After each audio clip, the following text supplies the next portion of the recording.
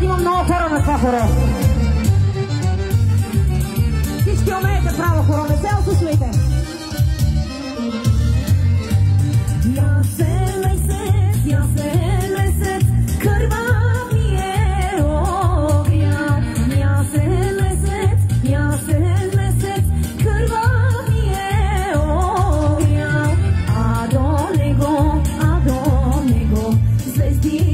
Звездица, и тя ми